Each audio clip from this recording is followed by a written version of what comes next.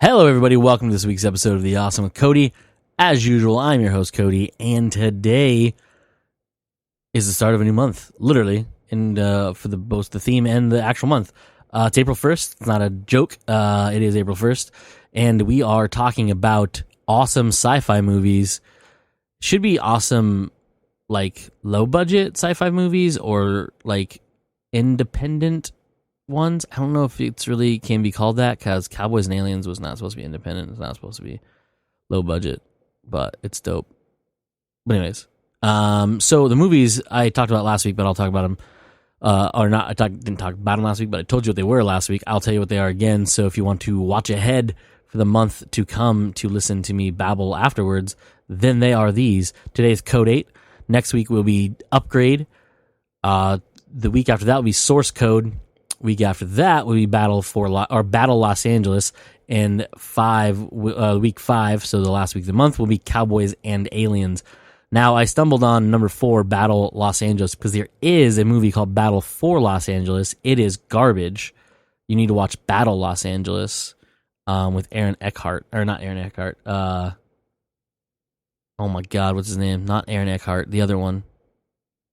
No, Aaron Eckhart, right? Yeah, Aaron Eckhart. I'm not wrong. I'm not wrong at all. It's Aaron Eckhart. Two-Face. Yeah, Aaron Eckhart. I knew I was fucking right. Doubted myself. Dummy. Anyhow, so yeah, it'll be week 4. So if you're going to look at one. So, and I'm getting these ones because I actually own 3 of the 4 or 5 of these. I should own Actually, I should just buy Upgrade. But Upgrade's on HBO. So if you have access to HBO, you can watch it there. If you have access to Stars, you can watch Battle Los Angeles there, or you can buy them all on iTunes. But I own Code 8 in Source Code, and I'm sorry, don't own Source Code yet. I was going to buy that because I think it's on sale, or I'm not too sure. But I bought Code 8, and I've owned Cowboys and Aliens on there, but I would be buying Source Code most likely. But yeah, that's the slate for this month of awesome sci-fi movies. I'm just going to keep it that way because I don't think they're all low budget, because I'm pretty sure Cowboys and Aliens was a critical flop. But that's what happens with sci-fi, especially deep, hardcore sci-fi like we're going to talk about this. Oh, that's what I should call this. This will be Awesome Hardcore Sci-Fi Movies. Boom, there you go. That's what it's called. Awesome Hardcore. That hasn't, I'm going to stick with it. Awesome Hardcore Sci-Fi Movies. Boom. Yeah, anyways. Let's see here. So, Code 8, this one is an interesting one because it started as a passion project with the help of 2 gentlemen. So, it started off as a passion project between 2 people. Those people are Jeff Chan and Chris Pare. I think I would say his name. But I don't even know how they became friends or what it is with them, but they basically wrangled up both Robbie Amell and his cousin. You may know him from a small show called Arrow, Stephen Amell. They together helped produce this, and they also starred in it. And I believe they helped fund it through, I think it was Kickstarter. Yeah, I think that's what it was. It says it on here somewhere, right? Basically, they had a target goal. It said, let's see, I know it's on here somewhere. Indiegogo. So they had an Indiegogo set up. They wanted to raise $200,000 to fund it. And then within less than 48 hours, it continued to grow and exceeded. So in the 24, and they made the money, the $200,000 the film was gold for within the first 48 hours. Then it continued to grow for a month because they always put it out for a month. And it then exceeded the $1.5 million mark for the month-long run. So they made quite a bit of money and, made a fucking dope-ass short film for it. So basically, they made this 10-minute short film as a teaser for the full-length feature so they could raise money on Indiegogo. I said that backwards for some dumb reason.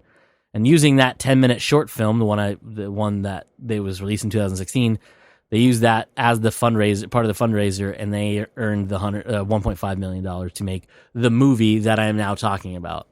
Anyhow, so the short film is a teaser for this. It kind of loosely follows the same kind of pattern. You can watch it for free on their YouTube channel. If you just type in Code 8 short film, it'll pull up and you can watch it in there. And it's awesome. Awesome.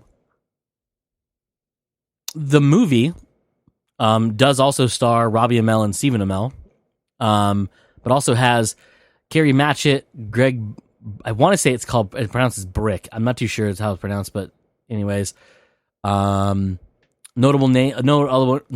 other names would be Aaron Abrams. Well, he's not really that known, but Aaron Abrams, Alex Morale Jr., a new face who's getting very popular. I've talked about before on the Lock and Key episode is Laisela de Oliveira. I think that first name is said wrong. Laisela, maybe? Laisela? I'm not too sure. Anyhow, she plays Mandy. And then you have, and that's the basic people round up the cast. So Robbie Amell, if you don't know him, he is the cousin of Stephen Amell. He also played as Ronnie Raymond / Firestorm on The Flash and in the DC Heroes of Tomorrow show they did for a little while. Then he left that and it was taken over by a different gentleman. But he's also voiced Fred Jones in a bunch of Scooby-Doo stuff.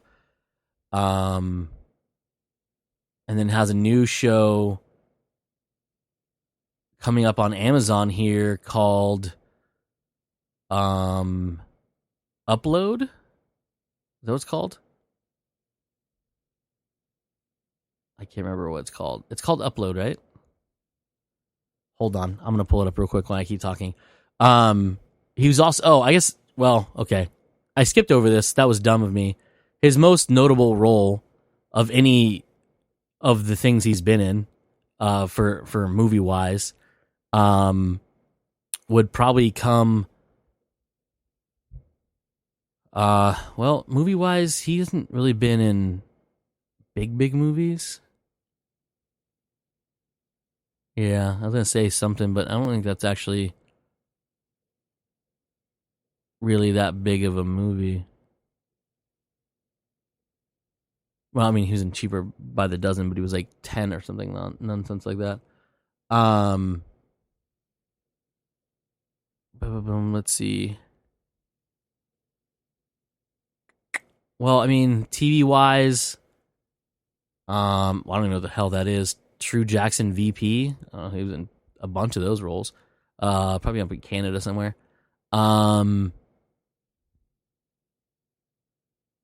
Yeah, I would say, the Tomorrow People. That was one of the things I was thinking of. Showing the CW as well.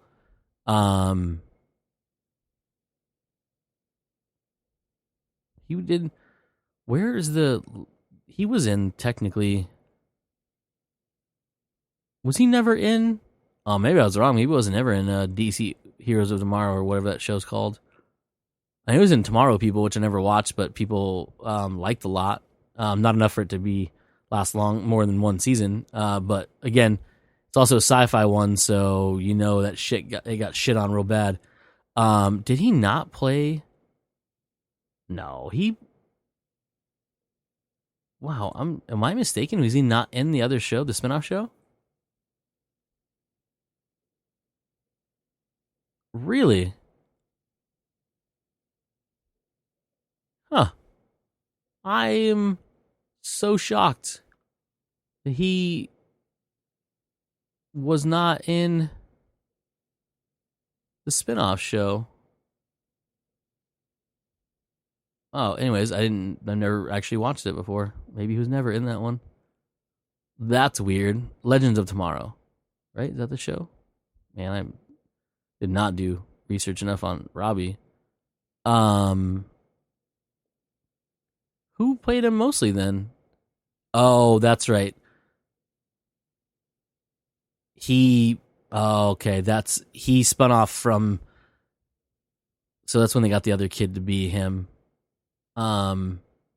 Franz Drama, or whatever his name is, played Jefferson Jackson, who was the other half of Firestorm. Interesting. Okay. Anyhow, so Robbie Amell, he's been in a bunch of stuff, random things. Moving on to Stephen Amell.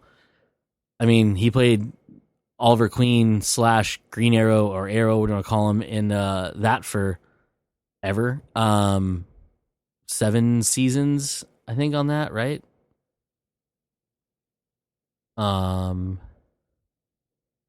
Yeah, 7 seasons.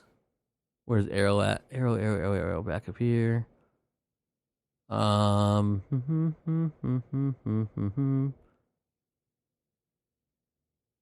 He was in an episode of Flashpoint.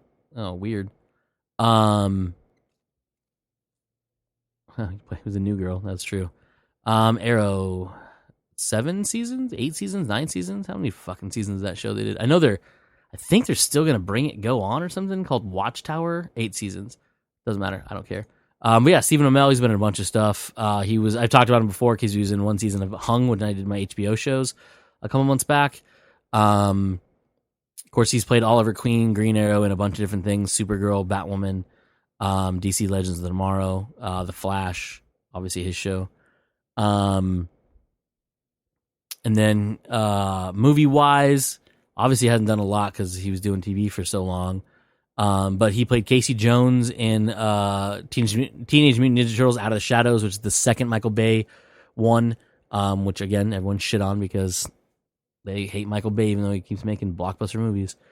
And then that's really it for those of things you would know him from. And, of course, C.O.D.Y, obviously, talking about that this week.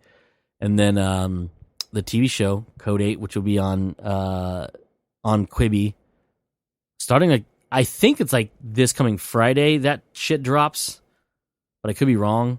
It could be next Monday. I don't remember. It's April something, and you can get a 90-day free trial. I should have looked that up earlier. Actually, it's going to be on here. Quibi. There it is. I think this is going to show me when it's going to launch, right? I don't know. I was going to look up something, and I forgot and I found on there. April 6th, which I think is next Tuesday. No? Is that next Tuesday? Next Monday. Someone look up a calendar. Fuck day is it? I got a calendar right in front of me. Is it next Monday? Yeah, next Monday. Next Monday, April 6th. So less than a week from when you're hearing this for the first time. Anyways, on the 6th of April, you can watch it. It's got a bunch of shit on it. We talked about it on the main podcast for a little bit. There's going to be some garbage on there as well, but there looks to be some promising stuff on there, which should be fun as well. But C.O.D.Y will be on there. I do not know when it will be available on there. I'm not too sure. But check out Quibi. Like I said, I want to say you get a 90-day trial, which is pretty cool. I think it's all because of people are stuck at home watching shit and they want to have people to watch their stuff. But if you go to their website, which is, I think, just Quibi.com. I'm not too sure. Quibi something or other. Is there links on this? There might be. I don't know. But there's a lot of stuff they have that has premiere dates for the 6th. I don't know if... Well, let's see. Can I find it real fast on here? No. Upcoming... It's not on that one, so it's not on... I have a fuck ton of news. No, I don't think it's on that first slate. and I don't know. Code 8 does not have a date on there yet. Boom, found it. Haha. But anyways, that's Quibi. You can check it out if you want. But yeah, that's that. So Laisala de Oliveira, which is totally not her fucking name. I know that. I don't know how to pronounce it. Is newer to the field. She's only been acting since 2012. Couple TV programs. She's on Gifted as Glow. The Gifted, sorry. Then obviously she's in, like I talked about, Lock and Key. She plays Dodge/Echo, which just got renewed for a second season, everybody. So boom, there you go.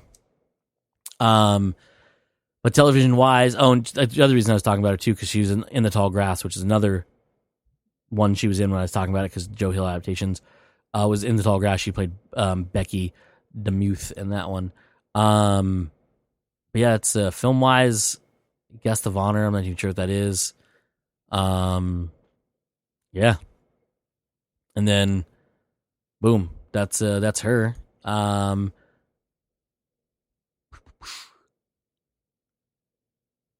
think it's Carrie or Kari. I think it's Carrie Matchett. She's been in a bunch of random stuff, a lot of onesie-twosies on television programs, a couple longer runs on something called the Nero Wolf Mysteries and Blue Murder. But I mean, she's in movie-wise. I mean, there's a lot in there. I don't know if you know any of these ones. I did, well, other than Cube 2 Hypercube. But you know, maybe I'm just the only one that's seen that. She's recognizable. You've seen her in stuff. If you see it, you'll be like, oh yeah, her. And then Greg Brick, I believe is how you pronounce his name. He's been in a lot of stuff. He is pretty recognizable. He's got a very distinct looking face. One of my favorite things, the fact that he was in he played the father. That's the name of the character in Far Cry 5, the video game, as well as the mini short film thing they did for it. And they used his likeness in the video game, and he did the voice for it in motion capture, I believe, as well. TV show wise, he's in V Wars, which is canceled on Netflix just recently. He was in 4 episodes of The Expanse. He got murdered. Big roles. Bitten. He was in that one. Oh yeah, he was in Frontier. I forgot about that. Look at you. I totally forgot he was in that fucking show with Jason Momoa on the Netflix. I believe No, he's still alive, right? If I remember season 3 correctly. I want to say he's still alive. Anyways, but he's been in a bunch of stuff. And if you see him, you're like, oh yeah, that guy. Another one of those faces. Anyhow, back to the actual movie. So Code 8, dope ass sci-fi movie. It's pretty well explained in really cool ways, and left wide open for the I guess miniseries or spin-off series. I don't know what it actually is considered on Quibi, but spoiler alert, both Robbie and Stephen Amell's characters survive the movie, so they're listed to be in it. So that's pretty cool. But yeah, anyhow. So the movie follows Connor Reed, played by Robbie, whose mother's dying, and he's desperate for money. So more specifically, medical access, because they are what they refer to as specials. They have abilities. He is a level 5 or category 5. I can't remember how they call him, which means he's very powerful. He is an electrical, which means he can control electricity, as well as he can create EMPs that can shut down up to a city block. Not bad, you know what I mean? And so he takes jobs as a day laborer doing construction on for private, scrounging for money, because obviously he can be tax free, that sort of stuff. But it's illegal to use your powers, so he doesn't like to, unless obviously he's paid to, but under the table type stuff. but it's also illegal to do so. So if you have a special laborer and they get caught using powers without a permit, then both the person running the construction and that would be, in trouble.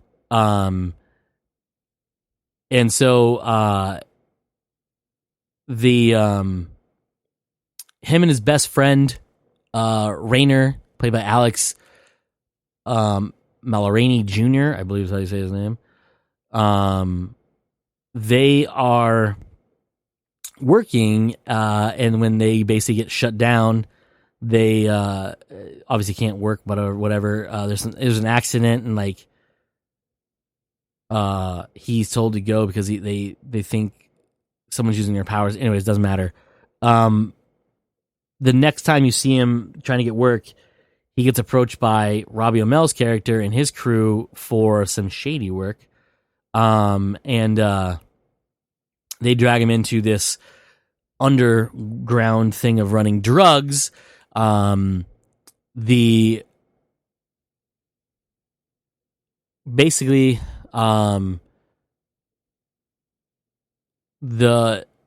a problem with a deal they were doing where they were gonna do the job, but there wasn't as much money in there as they were originally told. So they still owed this big dude, drug dealer dude, money. So they decided to do a different job, and things go wrong. But they end up using Connor, Robbie's character, and Steven's character, Garrett, notices that he's a little bit more special than most people think he is, because he tells everybody he's a lower level than he actually is, or power ranking. So Garrett sees this and says, oh, you know what? I'm going to secretly train him to use his powers better. Much like the way you in the movie, you get the fact that someone did this for Garrett at one point. Well, during this, they're doing different things. You meet more of Garrett's crew. You meet Maya, who is a healer in a way. She can pull injuries away from people, but it affects her. And then she's working for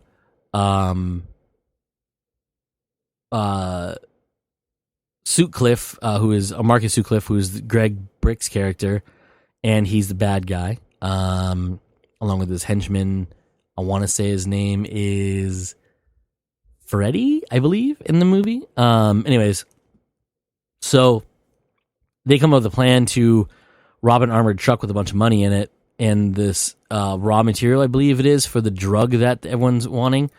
And when he does this, Garrett sets his deal up with this other guy to basically cut out Sutcliffe to become the head boss of this drug ring. Well, Sutcliffe finds out, and he decides to double cross everybody, and bad shit goes down. A lot of people die. Robbie's character, Connor, makes a deal to free Naya, but he's going to force her to heal his mother, who's dying of a disease, and of her powers. She's overused them, and her body is reacting badly, and she's slowly dying. Well, actually, not even slowly dying. She's actually dying in a very terrible way, it looks like. But anyhow, so then Robbie or Connor feels bad about it, stops Naya from doing it because he realizes it's going to kill her, sets her free.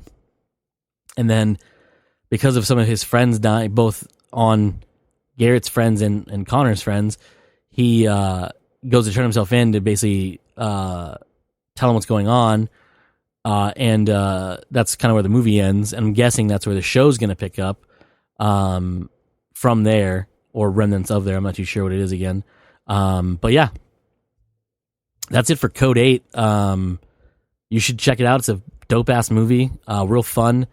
It's kind of think like if the X-Men, so mutants, people with abilities and powers, were everyday known life, and there's different ones, and it's out there, and it's regulated by the government, and things like that. Boom. Code 8. So yeah, check it out. And then look forward to checking out the sequel series or spinoff series on Quibi sometime in the future. Hopefully sometime later this year. They can get it start going once quarantines are lifted and everything like that. Because Steven's done doing Arrow now, and you move on to other stuff like professional wrestling and things like that. So, anyways, that's it for this week's episode, everybody. Again, I'm your host. This has been the Awesome with Cody. We were talking about Code 8, and as usual, like I say at the end of all these episodes, let's be awesome.